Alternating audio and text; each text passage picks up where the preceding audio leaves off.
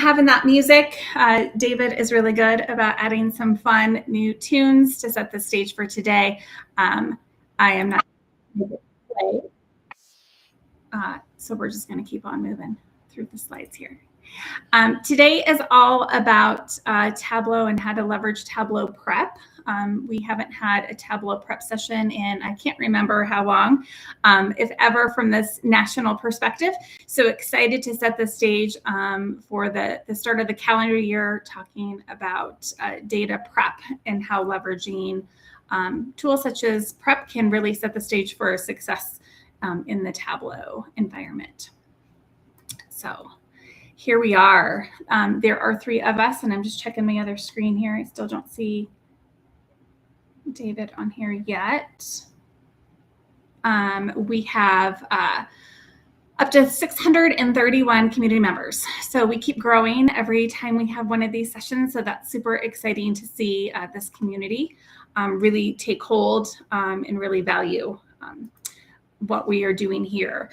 That is my perspective of really that value add here. I used to work for a school district for nearly 16 years prior to joining the Plant Moran consulting firm. So I've been in education analytics for 20 plus years, near and dear to my heart.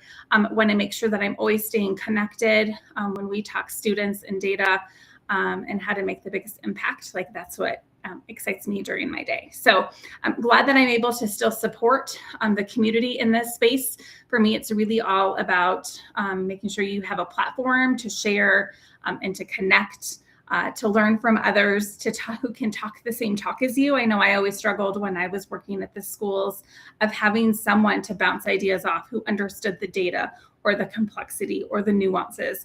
And so the fact that we have 631 members to share ideas with, I think is amazing. So I'm glad to be one of kind of the founding leaders of this national group. Been using the tool since 2013, have seen it evolved over time. And my fun new fact is there's a new addition to the family. So little Miss Finley, I put her little picture in there. Super excited. She's sleeping right now, but so no promises that you won't hear a little bark if I have a slide up on the screen. So I'm going to, David, you are here. I see you now. All right, I'll go ahead and let you do your introduction. Hi, I'm David Ogden, checking in late, a little bit late, but glad that you're all here with us. We got 41 of you, or 30-some of you, bringing your sunshine to the Pacific Northwest, where we are cloudy, gray, and foggy. But that's not new for us. I work in the Renton School District as the assessment facilitator. We have had Tableau for many years now, almost a decade now. Yeah, that's terrific. And some fun facts about me. I coach American football. I coached American football in the Netherlands. I still coach American football in the fall to youth. And if you are ever in Seattle and hungry for a donut or a pastry, you can find great donuts and pastries on a map that I have on my LinkedIn profile. I am looking forward this year to going for my second time to the Tableau conference. We'll be talking a bit about that in our presentation today, and I'm looking forward to meeting all of you as many times as we can. Today we have a special guest. Priyanka is going to join us as a community spotlight. She's anticipating my questions, but I might throw some zingers just because that's the kind of guy I am. But anyways, we're glad that you're here, and over to Raquel. Hi, hope everybody can hear me. I apologize for not having my camera on, but I'm all the way joining from Brazil, and the weather is a little bit unstable right now, so the connection is not great.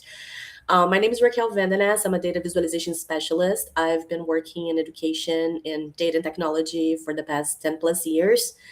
Done everything from working in the classroom to building dashboards to help with analytics. Started with Tableau in 2021 and fell absolutely in love. I've been working together ever since. And my fun fact is that I absolutely love traveling and trying new foods. I've been to 19 countries and there's a lot more to go.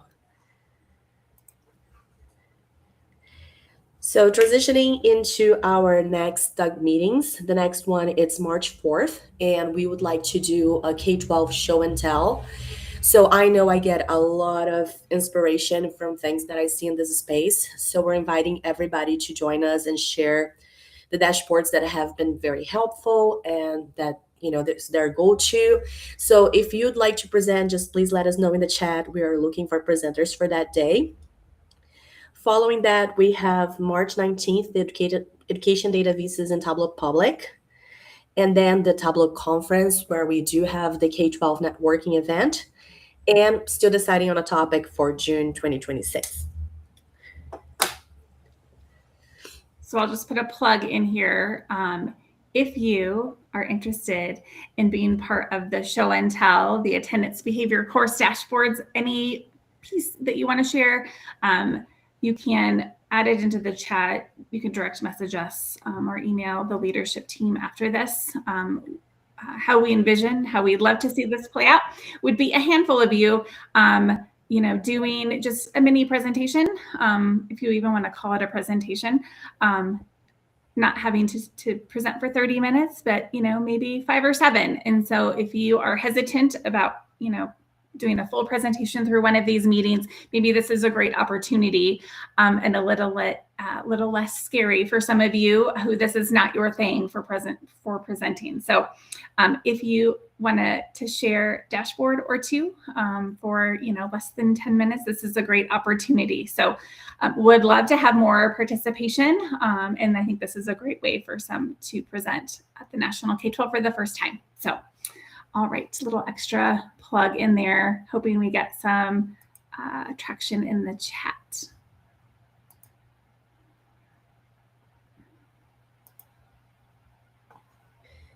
So another piece of Tableau that very data fam, which is just people coming together and just sharing and helping each other grow. So if you are new to the community, there's a lot of resources out there, and a great place to start is in the link showing in the screen, and we will put it in the chat very soon. And more specifically on the next slide,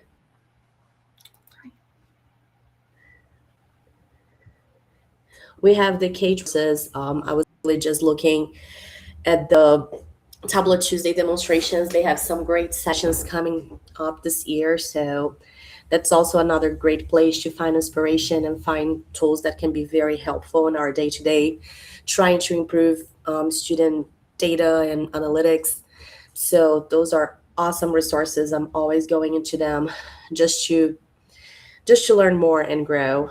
There's also the K12 Tableau networking document. So if you can put your information there so we can stay in touch and just get to contact with each other. All right, looks like if I'm looking at my other screen here, David is adding some of those links in there. If you're not keeping track of those links in the chat, you'll be able to access the recording that should be posted on the event page within 24 hours. And there should have links out on that community page as well. So if you're trying to massively keep track of this growing chat that's running here. Okay, so the Tableau Learning Hub, again, another link that will be available for you. There's a ton of great resources out there for you to just continue to grow your skills. And so we'll have that link here. Going through the trailhead, not sure if any of you have gone through that and earned any of your badges. If you do want to do a self shout out in the chat to talk about some of the badges that you have, that would be fun to see.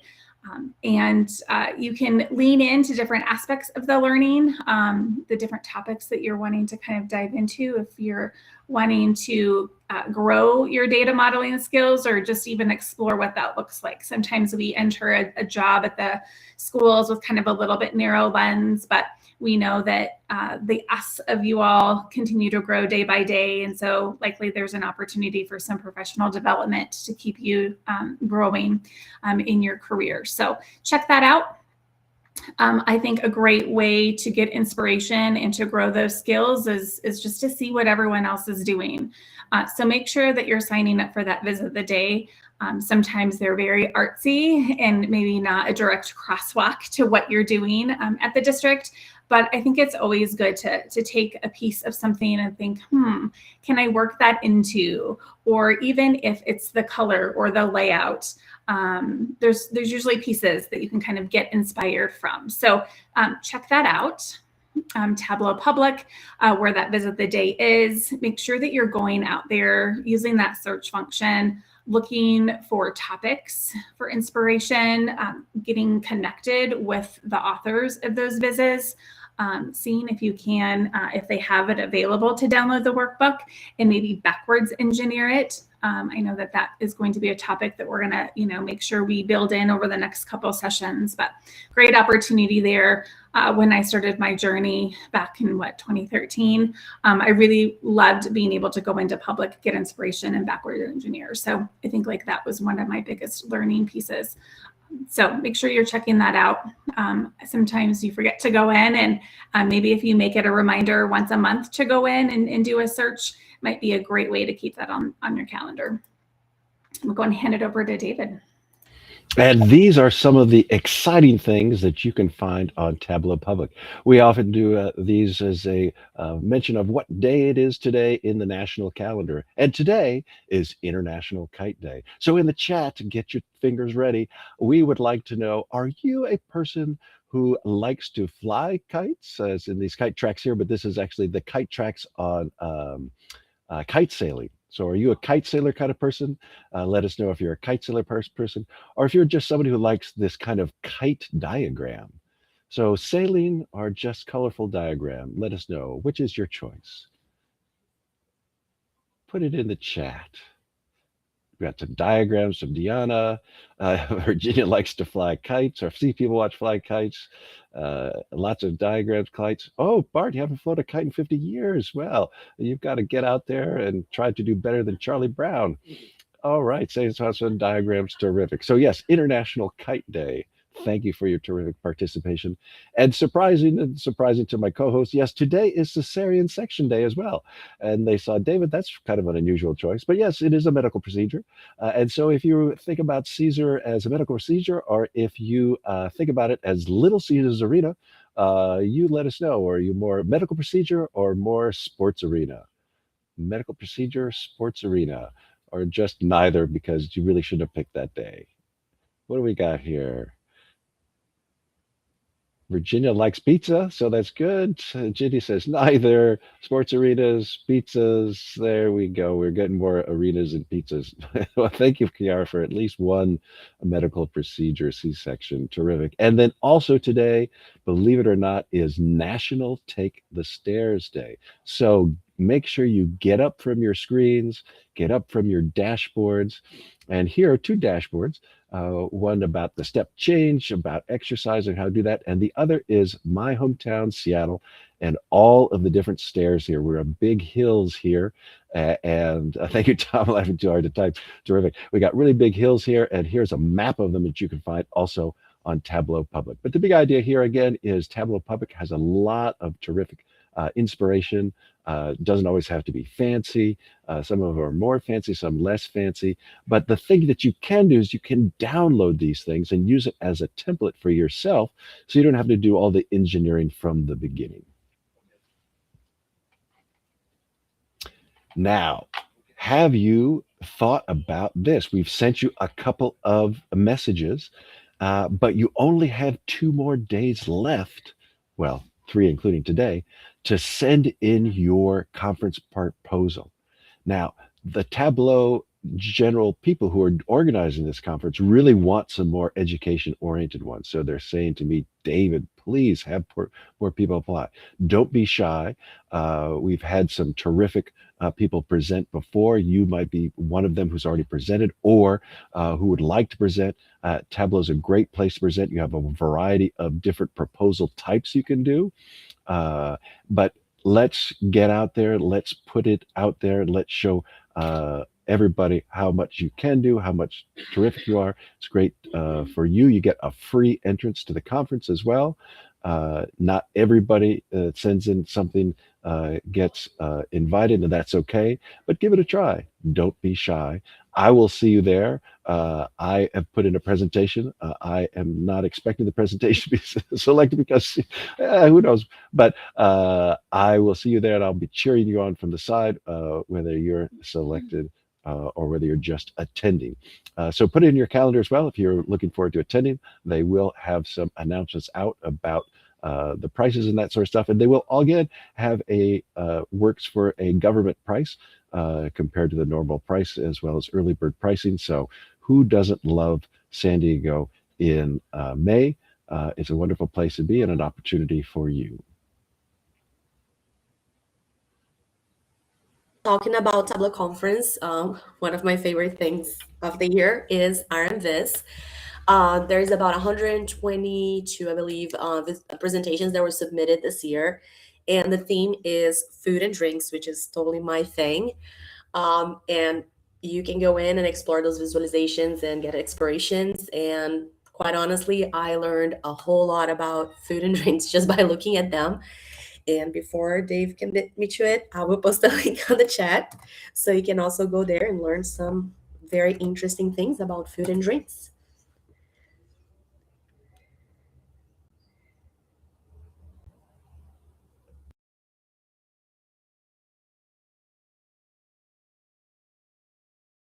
David, I think this is your set of slides and you're on This mute. is me. Sorry. So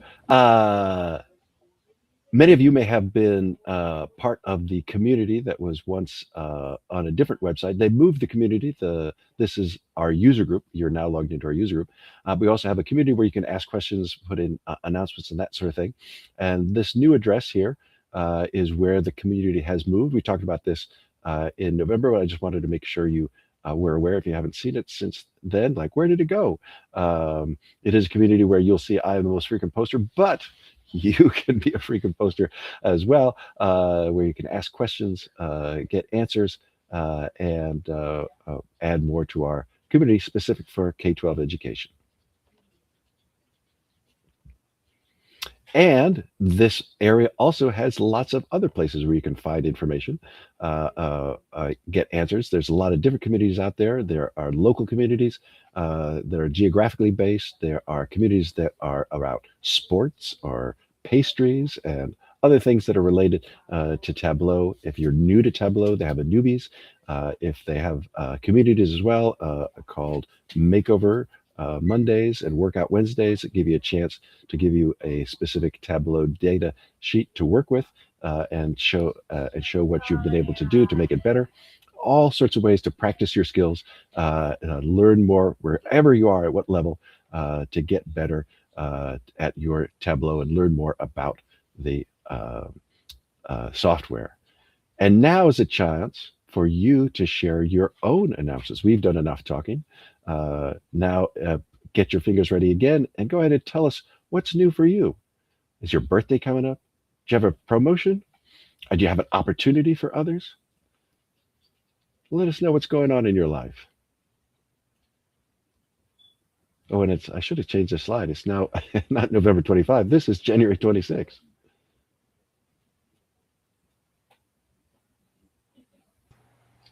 So while everyone is contemplating and thinking of all the great things that have happened, and they're wanting to type into the chat, David, do you want to take over screen share to do the wheel? You bet. Okay.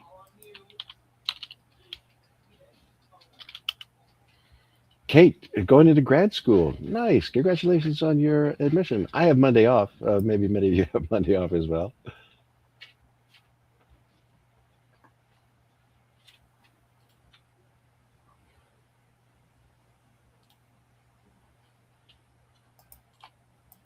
Oh, a daughter getting married, Carol. Terrific. Jennifer also got a new puppy. Oh, that's right. Yeah, puppies are a lot of work.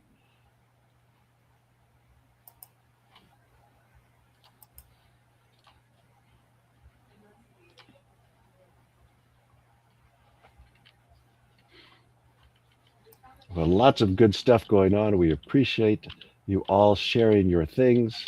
I just got to catch up here. And here we are. Yes, so we are glad that you're here because today you could win a fabulous prize, a $50 gift certificate to the Tableau store.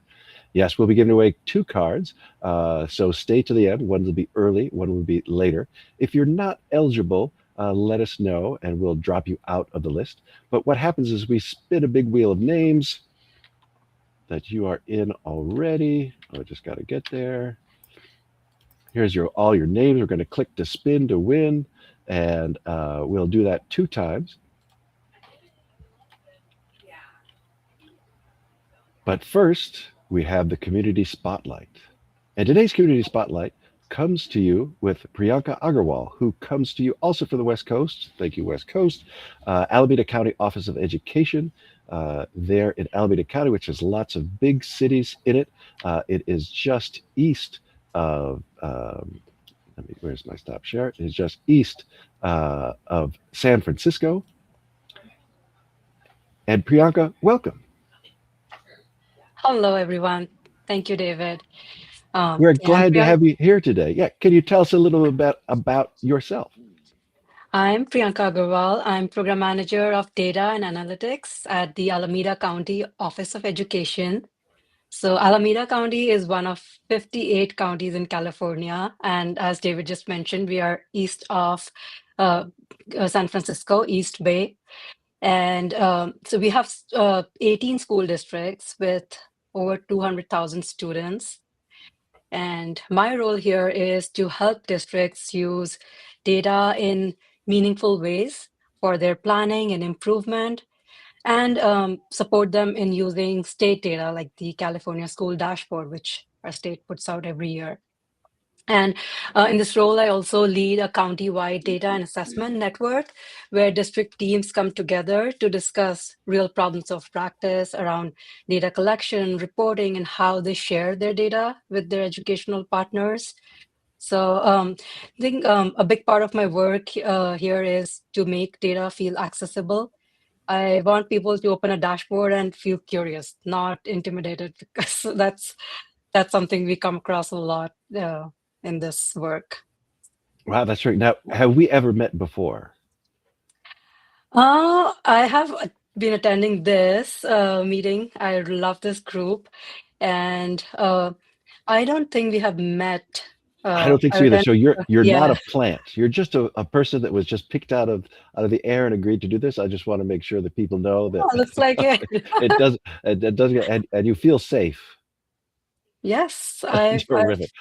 I feel honored to be here. Yeah, well, thank you, because we're going to have more community people. So here's how it goes. So we're really excited to see you. It does sound like you deal with a lot of data. How did you get introduced to Tableau?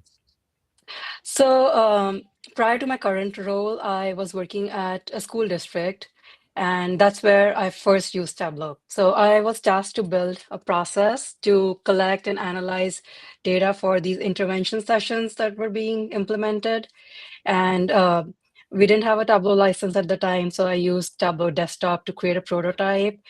And that when I shared that with my director, she got super excited. Like just it seemed like the world of possibilities had just opened up. Like, oh, this is possible, and that's where my Tableau journey began. And what was the first kind of dashboard or worksheet that you built? So I If you remember. Yeah, no, I don't remember exactly what it looked like because it morphed over time, and the first, like the first prototype is just a first prototype, and it really changes. But my work is I don't use a lot of fancy charts. It's a lot of bar charts, line charts, and tables because even when I've used a stack chart, it makes people get confused. So I've noticed that keeping it simple is something that really helps people just understand what is being presented. And do you have? What version of Tableau are you using now? I use oh gosh, that I do not remember. That's okay. Yeah, I hope I updated to the latest version. Okay, so you're hoping Yeah. at the most latest Yes. and greatest. Yeah. And does your organization use a server or cloud now? Yeah. So I use a lot of Tableau Public. to build out dashboards for statewide. I build a lot of dashboards for student performance, attendance, and the metrics that the districts have to incorporate in their local control accountability plan, which is the yearly plan they develop. And so I use a lot of Tableau Public, but we are also building a data warehouse in our where we will be we'll have nightly sync up of all the districts' SIS data. And now we're setting up Tableau Cloud as well. So we use some Tableau Cloud, but it has not been used to its full capacity.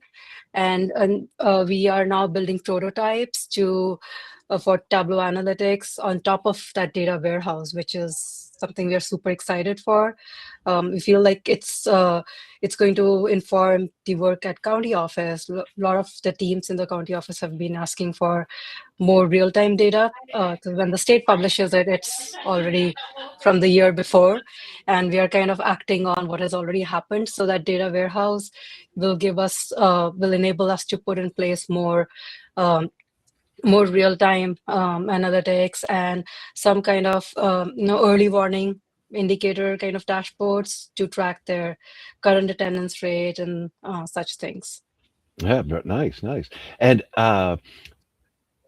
what dashboard are you working on now, or what are you analyzing now with Tableau? So in November, really, the state of California released its California State Dashboard. That's one of the biggest releases. So I built a dashboard for our districts, and where they can. So California School Dashboard publishes data for each district and school, and it's disaggregated by student group. But then districts struggle sometimes looking at like a snapshot view, one-click snapshot view of how all their student groups are doing or all their schools are doing. So I built some visualizations to help those conversations. That was really well received. So now I'm developing something similar for charter schools, because our office also works with some charter schools. Oh, congratulations. I'm glad it was well received. Well done. And do you ever use Tableau outside of work? Do you make coffee diagrams or? Not that much. Yeah, it's I so when I worked with especially with the data and assessment network that I lead, those conversations are really like something that are always working behind my head, like to come up with some ideas on what else can be developed, how else can the data be presented to help those conversations move forward. So yeah, I've not used Tableau much in my personal life. Maybe some area to explore more. Yeah. And do you have a favorite feature of Tableau? Something like, oh, Um, I'm so glad that's there. well, this may sound very basic, but I really, really love the interactivity and the ease of sharing dashboards with Tableau, because that's what really changed when we started using Tableau. So when before Tableau, we were using Google Sheets, and then any new request meant that we have to duplicate the charts and duplicate the sheets and tables. But with Tableau, it's just setting up some more filters, and then uh, the uh, the new the new dashboard is prepared, like if people have more questions coming up. And as I mentioned, I use a lot of Tableau Public. I like how so when I'm creating when I'm using public data that the state has released and creating some dashboards for our districts, Tableau makes it very easy to really create it for statewide use, so everybody can benefit from it, and we're not really repeating the same work. Yeah, no, I agree that they've made so many improvements at Tableau Public recently. It's really easy to create there, really easy to share your non-public information, things that are aggregated up. That's terrific. And I agree also, I always go to that little thing when I create a dashboard, like make this a filter too. So it creates that interactivity. I love that. Yeah. And now thinking back to the young Priyanka, the younger Priyanka, what would you tell someone if they were just starting out with Tableau now? So one thing that One thing that I feel is initially when I was started analyzing, I was looking at, okay, how can I make this into a pretty chart? But what I learned over time is start with the people, not the dashboard.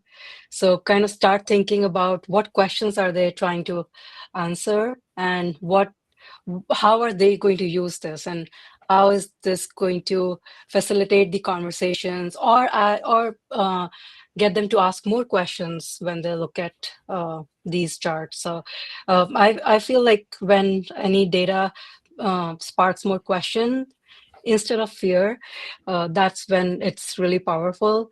And just keeping designs really simple. I know this has been said many times, but I really believe in this, like keeping designs very simple, and so it's just understandable and useful. Those are really great tips. Start with the people, keep it simple, and make people want to ask more questions. Not about what you're showing, but about what the data provides. Yes. Yeah, you want Yeah, them, like you say, you don't want them to ask like, "How do I interpret this stack bar chart?" But you want to say, exactly. "Oh, I Yeah. see from this chart that this could be This something. is Tell where, me yeah, this more." is where I see some gaps. Yeah, What can I yeah, explore yeah, further, yeah. and where do I go from this? Yeah. Wonderful. And then you got a comment too, like, great point. Well done. Yeah. So thank you very much. We're glad that you're here. If you can, for me, if you can do the two favors. One, make sure you drop in the chat your Tableau public so other people can see your great work. And two, because you are the first presenter, this is the time when we're going to spin the wheel as well. So if you could help me spin the wheel and announce the winner, that would be great. Would you be okay with that? All right. So how do I go about that? Okay, so let me share the wheel here. Okay, now you just tell them to click. Okay, clicked. There we go. And here we are. And the winner is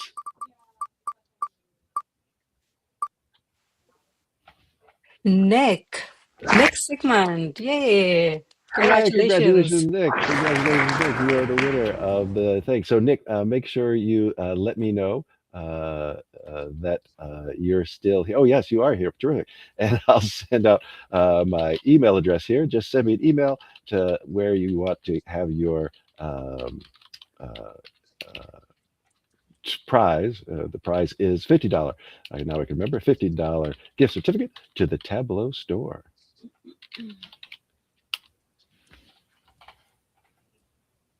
Now we get I'll share again the screen here with our thing, and we're moving on. Well, thank you, everyone. Thanks for the opportunity. Thank you. Thank you. And now we get our next presenter.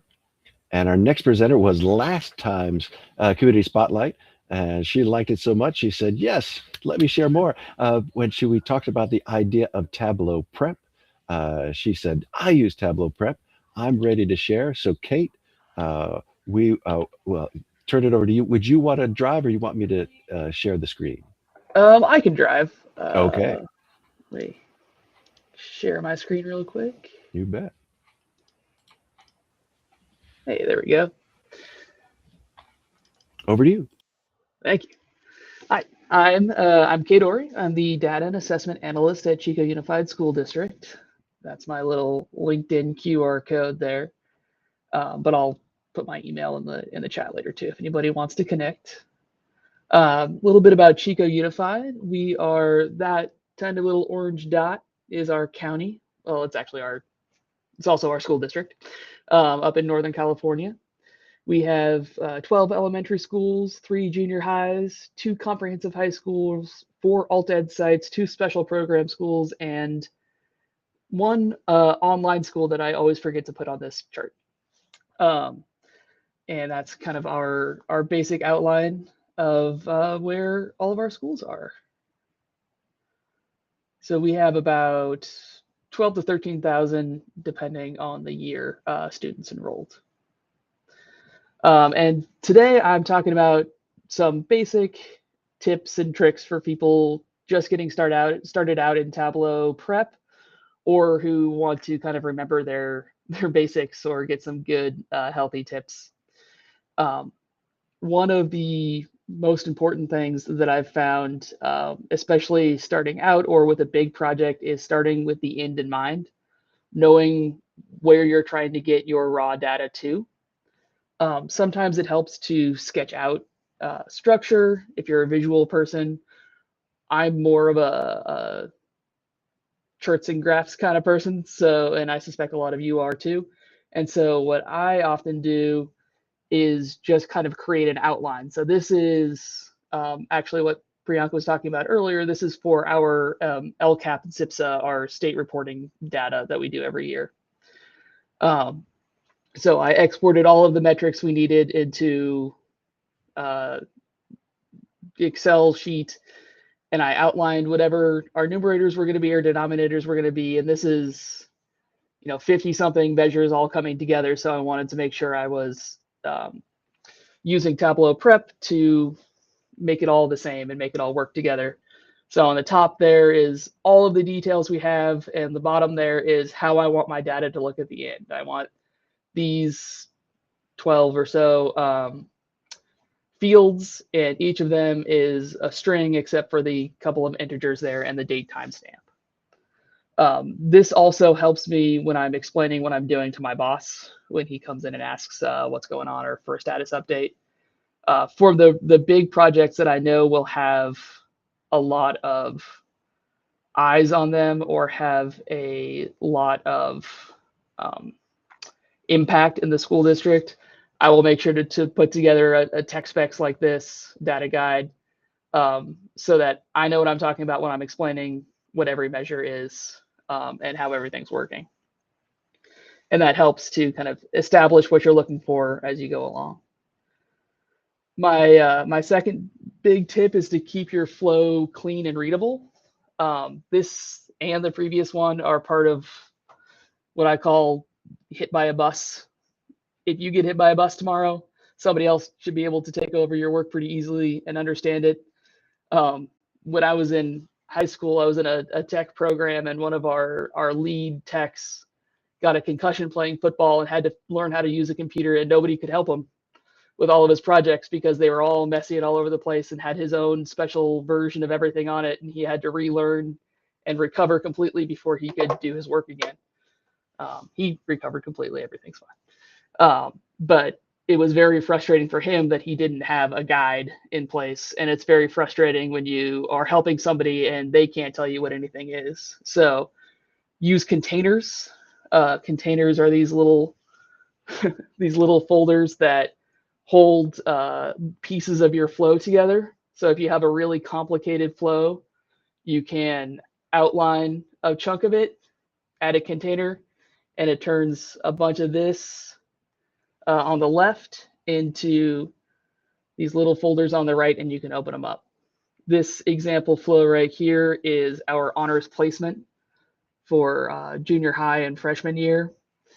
And you can see for each step, I labeled, okay, this filter is all the kids who got an A in honors. And the one beneath it is everyone who was a grade above, but not necessarily in honors. And then this is everyone on the waiting list. And then I named the steps clearly, and I added short annotations underneath so that when I'm trying to explain to a parent who's calling and asking why their kid didn't get into honors, I can say, oh, they didn't pass this step. So here are the, 4 things that they needed to do to pass. And I can explain which ones they didn't pass. So those are kind of the goal behind annotation is both for people taking over and also people who just want to understand what you're doing and where that data is being filtered. The biggest thing that Tableau has for us is the profile plane, which lets you look at your data in an easy way as you're going through each step. So in each step, when you click on the logo for the step, mostly in clean steps is when I do this, you can see an outline of what is in your data. So these are all the possible values in each field. And then you can see by the gray bars how many of those values are filled by those different things. And it's great for just checking to make sure your data looks like you expect it to look. So I go in there and I look for null values or data mismatches where for some reason my course names are mixed in with my scores. That means I did something crazy and I need to go back and figure it out. Or outliers, like you can see in this data set. Actually, I'll show you in just a second some outliers. And then field distributions. So if you have you expect 3 values in there, but you have 40 values, again, you can be like, okay, I messed up on a previous step, but I can go back and check out my joins and my unions, or even my source data. So for this example, this is just me clicking on the profile pane in that same flow that I showed you earlier. This is the one grade above step. And so you can see all my filters that happened over there. So you can kind of backtrack and see if, oh man, I said keep only values equal to or greater than 750, but I really meant to do 850. That's why I have so many extras, or so few. Or, you know, I filtered on the wrong field. Then you can also, in addition to that preview with the all the values, underneath it is the actual lines of data. And I glance at this and I see a lot of nulls under highest IRL. And if I'm just looking at this with no context, that would freak me out. But I happen to know that that only applies to 5th graders. So it makes sense that there's a lot of nulls there. But you can still glance through and make sure everything is just as expected. It's a nice little check on your data, but also it makes you feel better about knowing what things are. You're not doing this blindly. And you can also click on each one of those fields, or click and hold down Control to click on another one of those values and see just those relevant fields down below, which helps a lot. So if you want to just look at the kids with a vocabulary level of 1300 or greater, you click on that one, and then you can kind of glance down and make sure the other data matches what you're expecting. Another tip is to fix data types immediately. It's one of those things that seems really basic, but it's what breaks everything in unions and as it joins as you go down. So it's one of my biggest things is as soon as I put that new data source in, I will go through and make sure all the fields I'm using have the right, are strings or integers, or dates instead of date time is a big one. And make sure that the strings actually have, or the strings actually have strings in them, and the integers actually have integers in them. Sometimes, like with IXL data that you were just saying over there, there's the top score is 1300 plus, which is really frustrating because that turns my integers into strings. And so I convert that into integers and I consider that 1300 our cap, and I understand that as I go forward. And sometimes Tableau really likes to default to booleans on some things to make, if it doesn't understand a data point, it often makes it true false. And so going through and changing that as needed. You can also go through and just look for misaligned types as you go through your clean steps. If something changed based on a calculation you did and you didn't mean to. And it prevents issues with joins that break, and sometimes unions get confused down the way. It's one of those things that's really easy to do at the beginning rather than realizing you're broken halfway through, and it saves a lot of headaches. The one of the big tips too is using the clean steps generously. You might have noticed on that that honors one, I have clean steps basically after everything I do. I have a clean step, and I use it first to check the data using that profile pane. Like, does this look like I want it to look? But then I also like realize, oh, I have a list of cities on there, and some are capitalized and some aren't. And there's a lot of good, clean tools in there that you can make them all sentence case. You can group them by pronunciation. You can group them by spelling. I will say I have a lot of bad luck with grouping automatically. But if you clear out spaces and you create case rules, either sentence case or all lowercase or all uppercase, it'll bring that count of values way down if you have 6 different spellings of New York or 6 different approaches to that. You can also trim and standardize. That's that same case issue and spacing.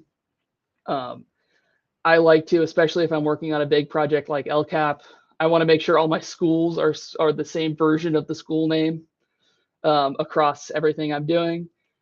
I don't know if anybody else runs into this, but we have Marsh Junior High School, which is also Hank Marsh Junior High School, which is also Hank Marsh Junior High School in whatever report I'm looking at. And so making sure that I'm using the same version of the high school name or the junior high school name. We have Chico High School. It's also Chico Senior High School. Depending on who's giving me a file, it's very frustrating. But trimming and standardizing, make sure that it's going to be the same, and especially if you're combining data sources down the line that you've created, making sure you're using the same version. Some big use cases that need to be cleaned up are date and time. Tableau will almost always turn a date into a date and time. It just makes it midnight on that day, which makes it actually take longer to process, which is frustrating. But will also make it really confusing when you're trying to check the data. You have all these extra characters in your fields. Integers versus strings, that's a kind of case I was talking about earlier, where sometimes there's like an extra plus or minus in there that turns your integers into strings. I also have issues because I like to use my student ID numbers as strings because that's the type of data it is. I don't want any addition or subtraction going on with my student ID numbers. And Tableau really wants those to be integers, so you have to switch them back to strings. Any name inconsistencies, I recently compared scores, state testing scores by teacher over the last 6 years, and I learned that the way that we put teachers' names into our SIS in the last 6 years has changed. And so we had, Smith, S, Smith, Stacy, Smith, space S. And so making sure that those naming inconsistencies get cleaned up. You can use splits, you can use clear spaces and things like that. And then, like I said, school names. And spaces are the tricky ones that show up in there. So clearing extra spaces is my first step when things are going wrong and I don't know how to fix it. Because somebody will put a space at the end of a word or double space between the comma and the state abbreviation or things like that. One of the big issues for beginners with Tableau Prep is understanding the difference between a join and a union. And the big difference is that join add columns, so it makes your data wider, and unions add rows. So if you have all the same field names and you just want to add them as extra rows, you use a union.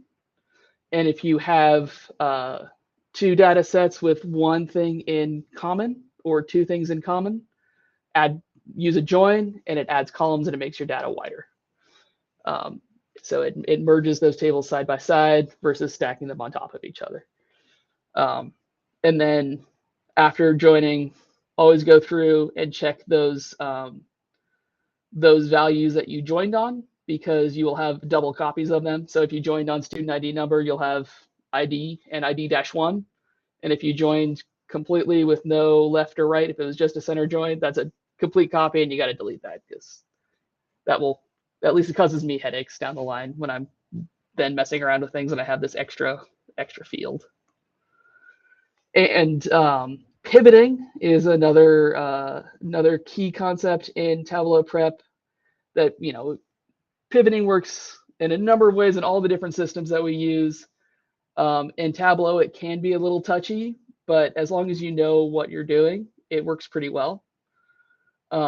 So pivoting either moves your data like this to like this, or like this to like this, from columns to rows or rows to columns. I use it a lot when survey data, because I will often get an ID number, a question, and then their response, a question, and then their response. And so each column is a question, but what I really want is an ID number, all of the questions, and all of the responses, because I want to standardize those, and then I want to be able to calculate on those responses afterward. So you'll just add that pivot in there, drag all your questions over, and now you have a column for questions, a column for response. This is also really handy when you have a survey in multiple languages and you union them together. You can then group the agree in whatever language you're also adding. We do a lot of our parent surveys in English and Spanish, and so I have to group all the responses together so that we have an even playing field going forward, and we're not just saying the percentage of parents who agreed in English and the percentage of parents who agreed in Spanish. And it works super well. And then kind of as I said with clean steps, validating as you build is super important. You can create intermediate steps where once you do something, especially if it's something super complicated, just create an output step, run it out, open it up in a workbook, and see if it looks like what you expect. Sometimes that preview pane is very conceptual, and you want to just see how it's going to interact in a workbook. And so you can create an output. You can call it whatever you want, just so you know that it's like step one of this process. And you can see to make sure that it's making sense. This is especially good if things aren't quite making sense, so you can see where it's broken. I know that if I can't figure it out in prep, I'll throw an output on there and I'll figure it out in a workbook. You can compare record counts, just making sure that you're not losing rows or columns as you go along. If you're doing that, double check that you are not, that if it's a big file in that raw data, you are not using a filter on there. Not a filter. Sometimes they do a data preview, and so you need to make sure you're on maximum data preview so that it's not automatically losing rows. And that intermediate check can double check that for you too. Like if you suddenly lose rows and you can't see where that problem is, you can do an intermediate check, pull out an output, and it's like, oh yeah, no, I really do have the same 13,000 ID numbers. I've just been doing so much to it that it's giving me a preview instead of all of them. And then that allows you to catch issues early, because it's a lot harder to be 50 steps into a flow and realize that you're using the wrong ID number and have to go all the way back to step 3, and then you have to fix everything after that. It can get a little mind-numbingly frustrating at that point. So if you validate as you go, you don't have to do that quite as much. Oh, and that's really all I had to say. Are there any questions? Yes. So people have started to type in questions. That's terrific. I gotta agree with you. You taught me new things. I didn't know about containers either. That was a great learning for myself and for Jennifer Reedman. You both use Prep a lot. We didn't know about containers. Stephanie's been saying, yes, these are all great steps. Make sure you follow these. Validation is really important.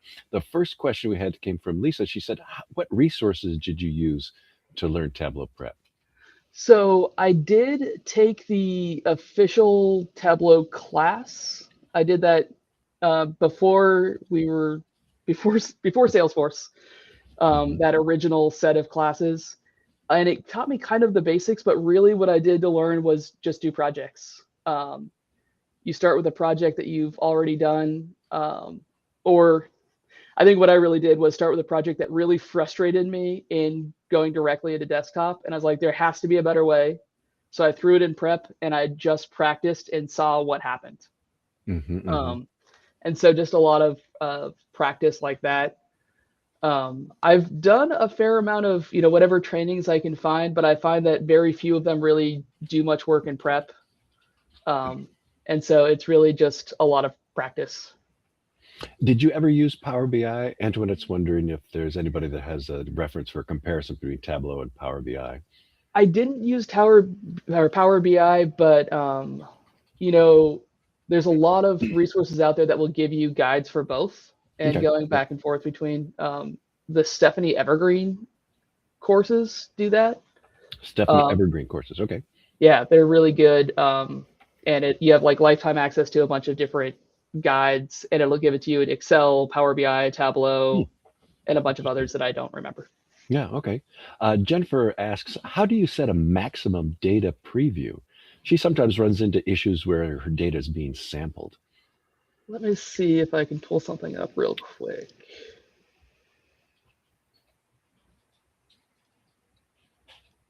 This is when it's very slow to process, of course. Yeah, that's all right. We'll get there. We've got a couple other questions as we wait for that processing. Yeah. One is, how is the performance of your implementation of Tableau Prep? It doesn't usually take that long. Approximate a number of records in your data set. Yeah. Oh, far too many. We have a lot. In fact, we're moving from server to cloud this summer, and we're trying to figure out how to do that because we have so many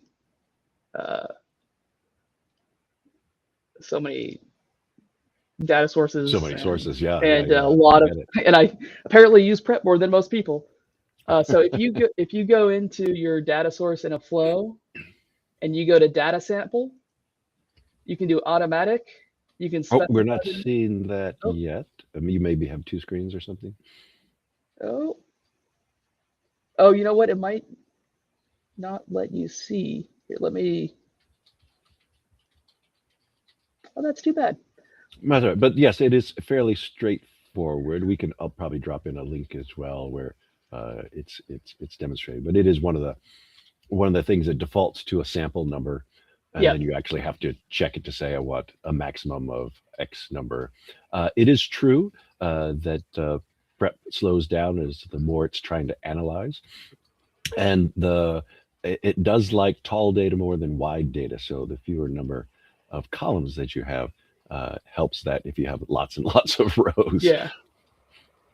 And Jenny asks if there's going to be a download link for this presentation for future reference. Yes, of course, you provided really good stuff there. So this will go up in a couple of hours. There will be the link to the slides, and there'll also be the link to this video so you can watch them together. Let's see if we have more in the chat here. Fabula wonders, do you have a problem with Tableau Prep freezing and having to force the app close? No, in fact, I mean, rarely. I have issues sometimes on the server prep. If there's too much data going on there, I will download and I will open it with desktop prep, and then it's fine. And that's usually when I'm looking at the statewide data files that have, detailed data for every site in the state. So it's only on the really big files, and I download and it works just fine. So you might have a setup issue. Well, the other thing we've experienced is depends on your processor, on the computer you're using as well, because it is trying to sort through a lot of stuff. So could it have to do with the setup or file size? Yes, it really could do with your processor and your computer speed or how the files are set up as well. Yeah, there's some other hints about that we can find it and drop into the chat. I really appreciate all the things that you showed and the work that you've done. It's really great. Let's give her applause in the chat and everything. Oh, let's see. Were there two more questions? Oh yeah, we got a couple more. Let's see. How do you ensure that size level data is restricted so that only personnel assigned, site level data is restricted so only personnel assigned to that site can view it? So in a workbook, you can use row level security. And so what I do is I have my users are all grouped by site and level. So I have my Shasta Elementary admin, and I have all my district administrators all in groups. And then in Tableau Workbook, and I've found that it doesn't work well on server. I have to download and use Tableau Desktop to make it work the way I want it to. You add filter based on user, and then I go through and I say, okay, and I go by school, and I just click the school, and then I click the group associated with that. So I'll usually do admin and support for each of those, unless it's something very sensitive, and then I'll just do admin. So each site gets its own. It's a little bit of a pain, but it's a lot easier than having to make a separate workbook for each school. Yeah, there are different ways to automate the securities that people fall automatically into groups once they join, and or to put them in their own security groups. Yeah. Robert Kramer, former co-lead at the TUG, thank you, Robert, for coming, says, with a district as large as yours, how do you manage upkeep of users, their employment status, their buildings, and job groupings? So for just plain users, we are tied to Microsoft Access. So they only exist if they exist in our system. And then they can only exist if they exist in our system. And then I import them as admin changes, which really only happens at the semester, except in very rare cases. And we only have admin access. And so we have about 150 users. So it's not a ton. And I put them into groups, and I spend a little bit of time between, right before school starts, and then a little bit around the turn of the semester, just in case something happened, making sure everybody's in the right groups. But we don't have a ton of change. That's all of our admin, our teacher leaders in our MTSS program, and our TCMs, our targeted case managers, because we do a big data confirmation push through there, and TCMs need access to that. Yeah, so big districts, but 150 users. Yeah. Thanks, everybody. Hope to make sure you check the applause. Bart, I'm going to answer your questions on the fly here as we go. Everybody's giving you applause and thank yous. So sharing them, it is a great, because I'm the assessment facilitator, I really like great feedback. Here's great feedback from Tracy, saying, appreciate your sharing your methods, obstacles, and pro tips. Learning how these practices serve your work is encouraging for their Tableau journey. That's what we're looking for. Thank you for that really nice comment, Tracy. We're going to go now, moving on. We're going to go to our next screen share, which is still me here. And we are going to go to, I got behind. Oh, I'm going the wrong way. To the second gift card. It's prize time again. Prize time again. Here we go. The wheel of names is about to spin again. And if you came in late, yes, we did add your names. Your names have been added if you came late. Oh, there's some blank spots. And oh my goodness. Hooray. Congratulations, Carol. Carol, send me your email, and we will get to that particular thing there. Let's see now. Stop sharing. We have another presenter, and we're looking forward to Ginny coming up next. We'll keep on going quickly. Ginny's going to show us how she uses Tableau Prep to improve her special ed compliance. Ginny, would you like me to drive, or do you want to drive? I can drive. Okay. Share my screen. And So, I was going to say, so as you're saying, so Bart was wondering if Tableau Prep is a separate purchase. He also said, by the way, it's a great presentation. It was answered. It's generally included in your license. They actually don't sell Tableau Prep separately from Tableau. So if you buy Tableau the product, then you can get Tableau Prep with it, but you can't get Tableau Prep without a Tableau desktop. So there's that question. And there was the other question here. If somebody is familiar with virtual connections, please contact Jenny Lou Garcia. She's acquired a data source system using virtual connections. And so that's what she's wondering, if that using Tableau Prep with virtual connections. Thank you, Jenny Lou, for your question. All right, over to you, Jenny. all right, thank you. I was asked to present by our Salesforce rep because using Tableau and a little bit of Tableau Prep, we've come up with some special ed dashboards, which actually helped our district to win the Harvard Excellence in Education Award for 2025. And well, more importantly, these dashboards allowed our special ed staff to get very active in staying compliant with data. So we are a school corporation. We're the 10th largest in Indiana, and over 25 schools, over 13,000 students, over 2,400 employees, lots of special ed students, TORs, and staff, and you know, not quite as big as Kate, but we're getting up there. I mean, we've got we serve 9 neighborhoods. We have 3 high schools. We're working on having an alternative school. What was happening is that in the beginning, the special ed staff would have to get into PowerSchool and download reports or look up information for students. They'd have to go to, when I first started working on this, we were using a different special ed monitoring system from the state, and they'd have to look up data there, or they'd rely on one of the staff members to download data and send it to them. So it was very manually intensive and tedious, took so much time. And the problem was they weren't, you know, they spent so much time trying to figure out what was going on. They weren't spending their time with students. And we had a lot of missed deadlines just on a regular basis.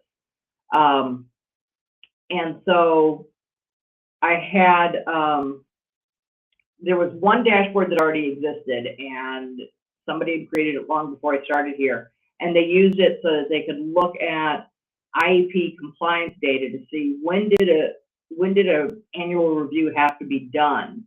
And they put together a dashboard that would say, here is the student's name, here's when the annual review has to be done, hasn't been done, hasn't it been done, and they could see the detail information, and then they could see some very you know, data for their schools or for their district. So this was the first dashboard. Like I said, it was created before I joined, and this is what you would see at the district level. So you could see that, you know, for our Adams High School, that 248 are compliant, 11 are approaching. That means that the annual review date is coming up within 30 days, and had 19 overdue.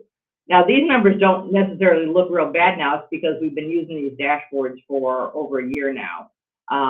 In the beginning, these numbers were that the overdue was much higher. You can see percentage completion by school. More importantly, for our actual staff, though, that are working with students, they could look here and see that this student, their annual review date was November 2026, you know, and it was done. So because they got it done, you know, in November 2025.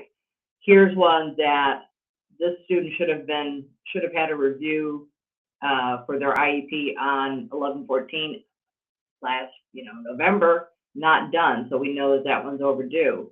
And so the case managers can see that. And we have filters that allow them to say, just show me the ones that aren't due. I don't have the, I'm not doing interactive because I don't have anything with without live data. But they could click on this and see, just show me the ones that are overdue, or show me the ones that are approaching and that I need to handle in the next 30 days.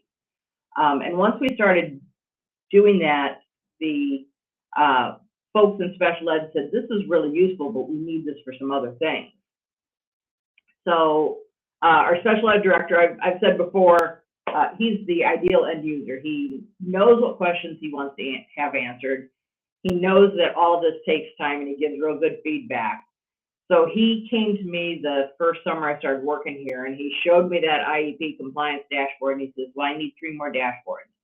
And first he wanted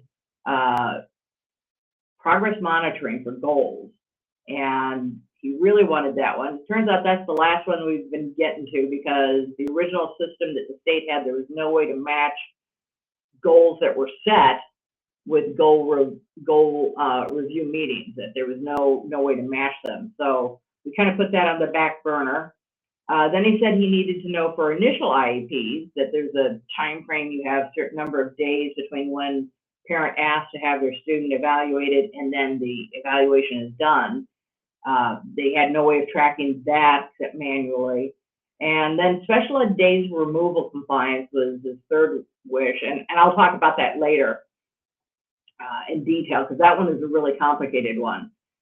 So this used to be the data. This is a data set that would be downloaded from the state's old system, where you would have student name and number, some birthday information and stuff, and here was when the initial request was made, and a written notice was done, and parent consent was given.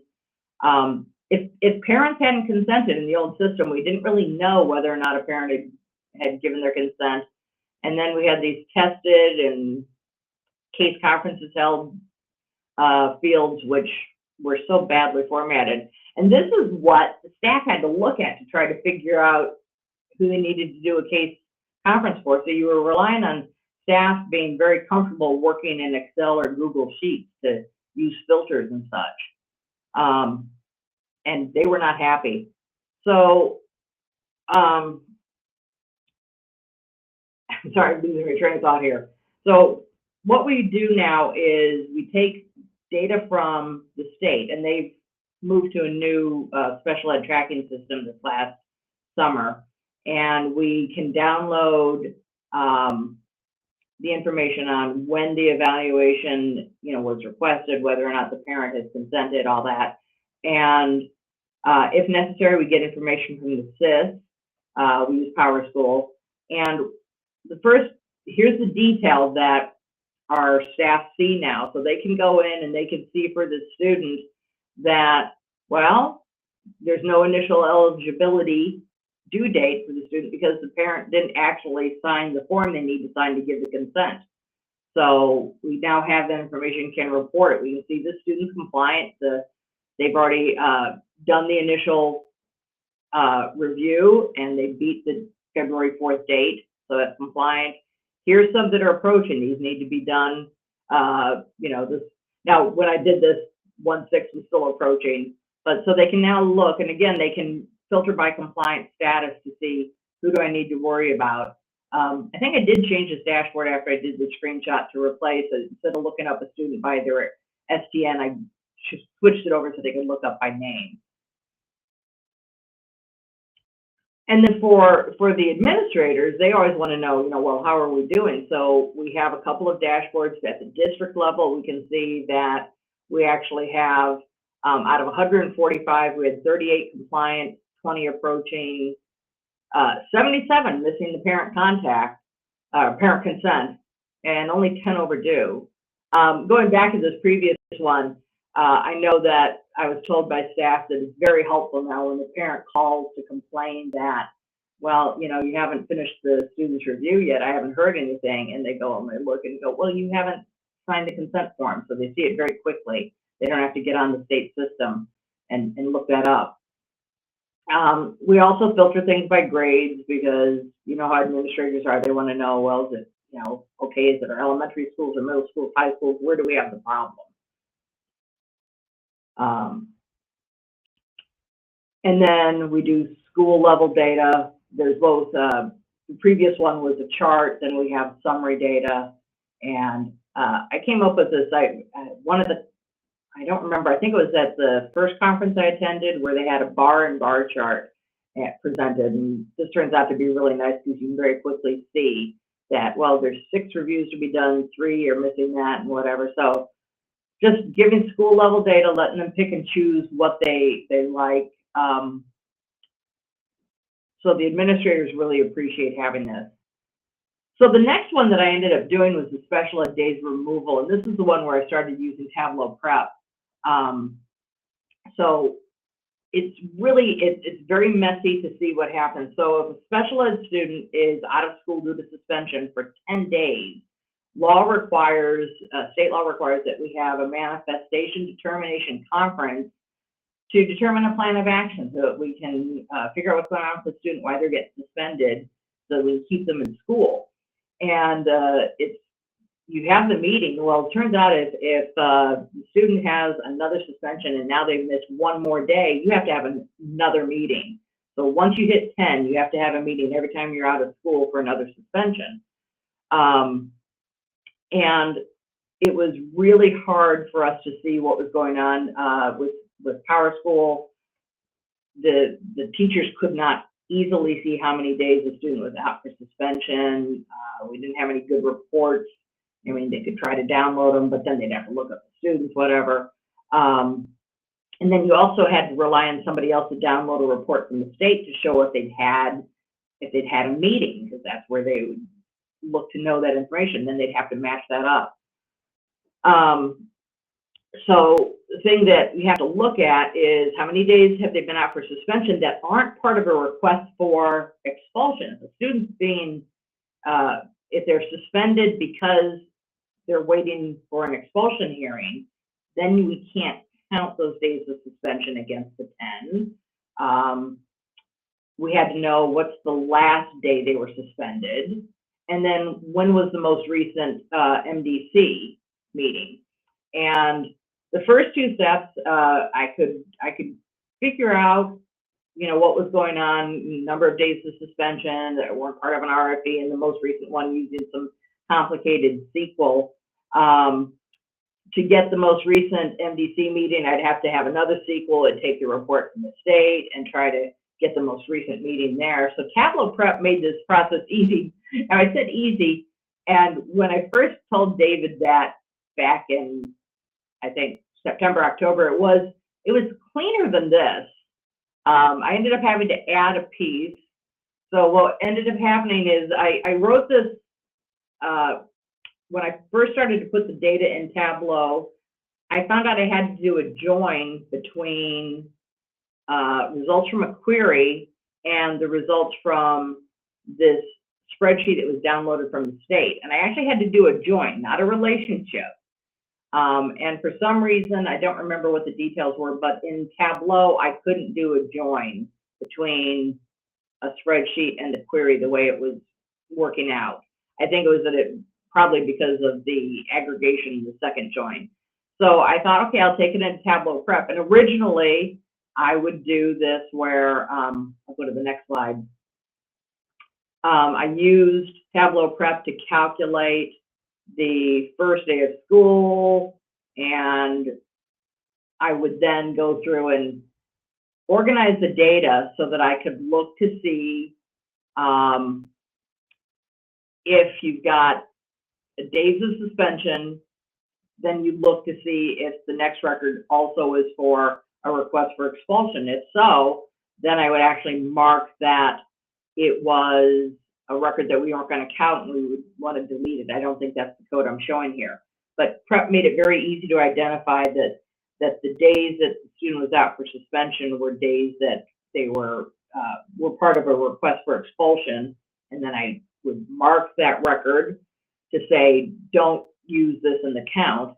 And then further on in the Tableau Prep process, I would delete those records. And then Tableau Prep would also take the MDC meeting information and sort that and keep only the most current MDC meeting. And that became really important because with the changeover this last summer, we now have data going back to like 2018 or whatever. So the data goes way back, and Tableau Prep allows me to clean it.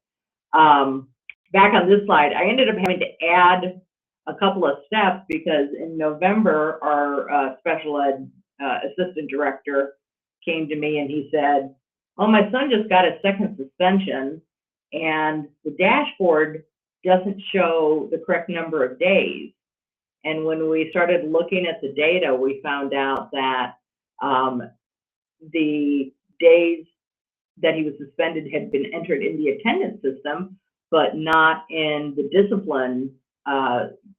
PowerSchool used incident management. The incident management record had no days out of school, but they had marked the days out of school in attendance. So we added steps now that we pull the incident management data, we pull the attendance data, and we check to see if they match. And I can go here and see. So we now say last day of suspension, the number of days of suspension according to incident management versus the number of days and the last day according to attendance. And we can see if we need to check because these don't match, and they know then to go look. And that's been something we've also had even back before November when Joel found the one for his son.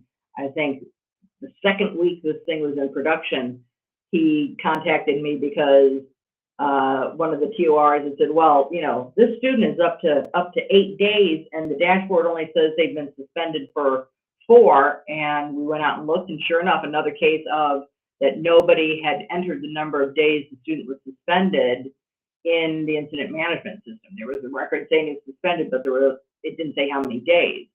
And so now they know when they see data that doesn't look right to them, they can go contact you know, admit an administrator at the school and get the information corrected. So that's helpful for them. It's helpful for our state reporting, and it's made it so that it's kind of forcing the data to be cleaner because people can see that there's data here that's not right.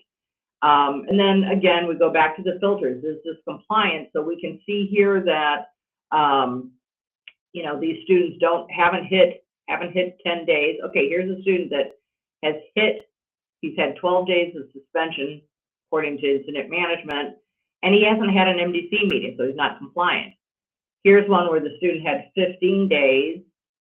There was an MDC meeting, but that was before the last time he's been suspended. Again, they can see very quickly, they can filter and say, okay, I need to schedule a meeting with the student because something has happened and they're out. So that one was a real big one to get done, and has proven to be very helpful. And then we just have, again, some summary data here for the administrators, including a chart.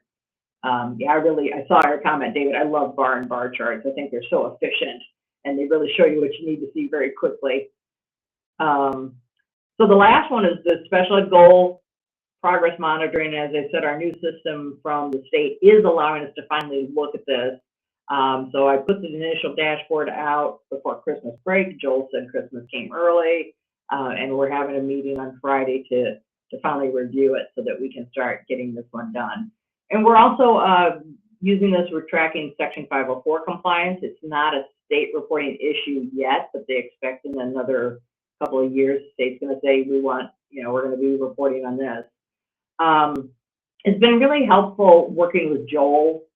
He really knows what to do with data, and you know, using their data, we have been able to track calculations so that we know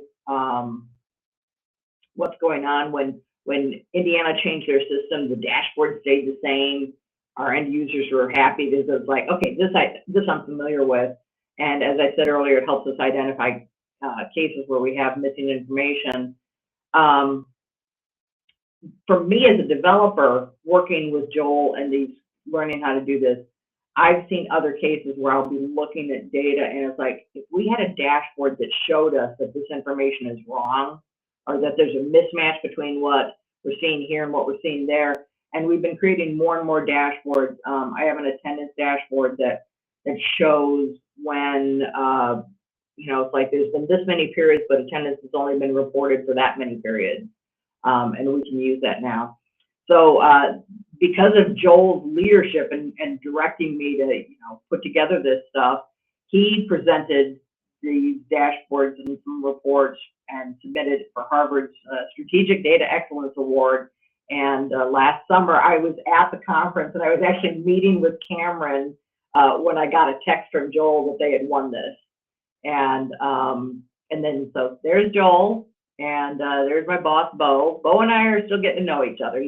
He's new, and we're getting to know each other. We're getting along a lot better than we did when he started. So it's all good. So I think that's all I got. That's Let all. me That's stop sharing. terrific. That was wonderful. You got a lot of great comments and things you're going on there. I do have a couple questions for you, but first I want to say I really do like the bar and bar. I really like that you have to train your new boss. That happens to many of us, Yeah. and that you also have a boss or a user with a kid in the system. We have that also in our district, so it makes it easier to see Mhm. things. People are interested in how you put the data in together. I like that you explained how Tableau desktop wasn't suiting your needs as you brought in multiple data sources where Prep helped in that. So one question was, do you set up an automation to run your flows on a schedule?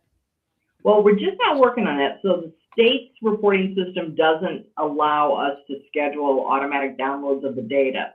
So my boss, Bo, he had a session with me and another lady who I think is on the meeting today, Bethany, and taught us we use R for a lot of our work, and we're using a remote server and R to, I've been putting together something to automate the downloads through that. And then once those are done, then I can schedule the Tableau dashboards to automatically be updated. Now, one thing I will say, and I think that's where Kate's going to need to pay attention to this, we were on Tableau server and we recently switched to Tableau Cloud. Without having Tableau Cloud Enterprise, we cannot schedule Tableau Prep to automatically refresh in Tableau Cloud. Nor can we. So, Yes. nor Yes, can you. there's some improvements that they're making, I understand, but yes. Yeah, so Depending on right how your now, Tableau system I is set think up. we'd have to, there's like something else we'd have to purchase, or we'd have to scale up to an enterprise license in order for Tableau Prep to run. So I'll be able to, I'm going to see, since we're using R to automate the download, I'm hoping I can use R to automate Tableau Prep refreshing on the desktop.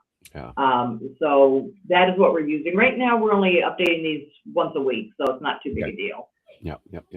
So thank you for that question, David Pimentel. And now Michael Alfano asks, Jenny, can you speak more about how you connect to the underlying data? He missed whether this was a live connection to a particular system or if you download and refresh extracts at regular intervals, if you haven't already covered that in your previous reply. Well, the data from the state is a download. Using SQL queries, that is how I can get live data from PowerSchool. And we do have, not necessarily in the special ed dashboards, but we have a lot of our dashboards are, they refresh every morning at 5 a.m. and they're using live data from PowerSchool. We don't usually, I don't know if we have any that are always using live data, but you can do that if you're using SQL. Yeah. And I'm sure there's other ways to do that. Well, I'm really, really impressed with you. We're getting squeezed for time. I didn't see any more questions, but others can put them in. It was really terrific presentation, but I do want to say for both you and for Kate, a lot of thanks. But I hope that both you and Kate take these days to submit the presentations you gave here to the Tableau conference, because these Cameron really pushed for me to do that. So. Well done. These are exactly the kind of things that you're looking for. And I know our viewers out there have a lot of experience and great things as well. Just kind of as a reminder, we'd like you to volunteer to share your ABCs, your dashboards, your EWIS. Even if you've presented before, you can be part of it. So if you've got a EWIS, Kate, you were talking about, or somebody else has an early warning system or just an attendance dashboard, we'd love to see the variety that's out there. It'll be great to have all that going. If you have things you want to do for June as well, let us know. This idea of Tableau Prep came up because people wanted to know more about Tableau Prep. And I think we've done a great job there, thanks to you and to Kate. Let me share my screen again so we bring up our thing to remind you of our upcoming dates and upcoming conference things. And if you have more, we can schedule them on demand as things come up. The one on March 19th, that will be a Tableau Public co-sponsored with higher education, the TUG, our TUG, the Community College TUG from California, and the Tableau education in terms of people that teach Tableau to other people. So it really should be quite interesting and a large group to be with. We'll let Stephanie close it out. Sure, thanks. I just want to again reiterate our appreciation for those who participated today, not only in the presentations, but also the great chats that have been happening and off to the side. I'm able to join this just to help sponsor. Reach out if you have any questions, just to even chat. Things that come up, didn't get answers, might be able to help you out. So thank you for that opportunity. And then we'll go to the next one. I think it's just the wrap up. Thank you. Yes. Okay. Perfect. Want to make sure we didn't have anything else lingering out there. We are at time. Looking forward to having you all volunteer. Some of you volunteer for that March 4th. Would love to have those attendance behavior course to get you thinking for some of that summer work to get ready for next school year. So kind of like that's our vision. Would love to have a group of panelists join that call. And I think that's it. We're a minute over. Stay safe, stay healthy. Don't get my cold. Sorry if I was coughing. And have a great rest of your day. Thanks, everyone. We'll stop the recording here.